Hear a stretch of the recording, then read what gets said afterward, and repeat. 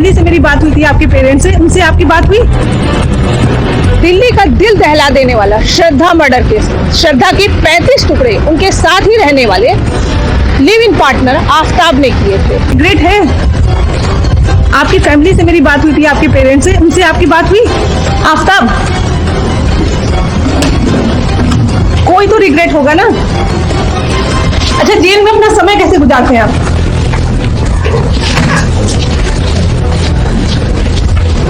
कैसे गुजारते हैं जेल में अपना समय?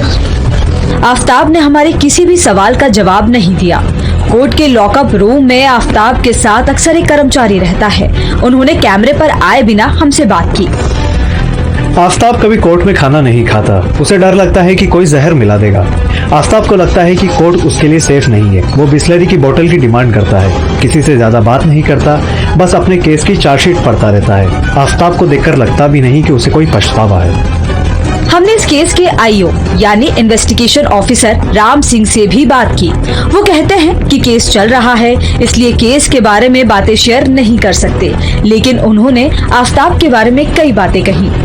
वो चुपचाप ही रहता है, सेल में 7 बंद लोगों के साथ भी बात नहीं करता, बहुत जिद्दी भी है। मुंबई पुलिस के साथ 2 महीने रहा, लेकिन एक शब्द नहीं उगला। वो मनमौजी है। एक बार पूछताछ के दौरान उसने कहा था कि मुझसे गलती हुई, लेकिन अब मर थोड़ी ना जाऊंगा। राम सिंह बताते हैं कि आफ्ताब के पिता ने सिर्फ एक बार उससे फोन पर बात की थी, कभी कोई मिलने नहीं आया। आफ्ताब ने भी कभी फोन करने के लिए नहीं कहा। कोर्ट जाने से पहले हमने आफ्ताब के पिता अमीन और भाई अहद से बात करने की कोशिश की, लेकिन दोनों में से ही कोई भी इस केस के बारे में बात नहीं करना चाहता था। इसके बारे में कोई बात नहीं करनी है मैडम, हमको कोई इंटरेस्ट ही नहीं है। हम लोग ने भी बहुत सफर किया, मेरे को हमको कोई इसमें अभी घुसना नहीं है।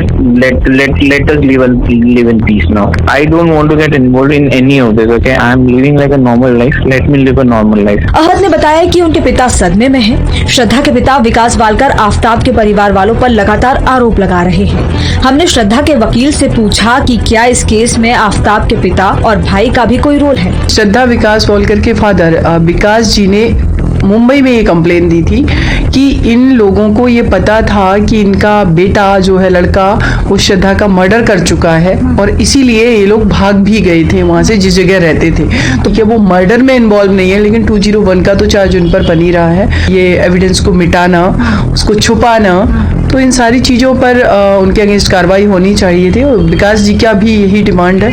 ये सभी ट्रायल के स्टेज पर है। इसमें करीब 54 से लेकर के 60 के बीच में विटनेस हो चुके हैं, जिनका चीप एंड क्रॉस हो चुका है। टोटल 182 विटनेस हैं इसमें। सीमा बताती है कि आफ्ताब के वकील कई बार तारीख में नहीं आए, इस वजह से भी केस में देरी हो रही है। इसके अलावा आफ्ताब अब तक 4 वकील बदल चुका है, जिससे केस लंबा खिंच रहा है। हमने आफ्ताब की तरफ से सबसे पहले पैरवी करने वाले वकील से बात की। तो मुझे जहाँ तक लगा कि उसमें अगर ट्रायल सही से किया जाए तो आफ्ताब को बहुत हद तक बचाया जा सकता है। आप इस केस से क्यों हट गए? मैं हटा नहीं हूँ। इसमें आफ्ताब देखिए एज ए एक्यूज उसकी पूरी राइट है, सिक्योर एडवोकेट, वो अपना उसमें उसी चॉइस है कि किसको रखना चाहते हैं। इसके बाद हम उस घर के सामने पहुँचे जहाँ मई 2022 में आफ्ताब ने श्रद्धा की हत्या की थी। इसी गली में से करीब 15 से 20 लोग ऐसे हैं जिन्हें विटनेस बनाया गया है इस केस में, लेकिन वो बात करने को तैयार नहीं।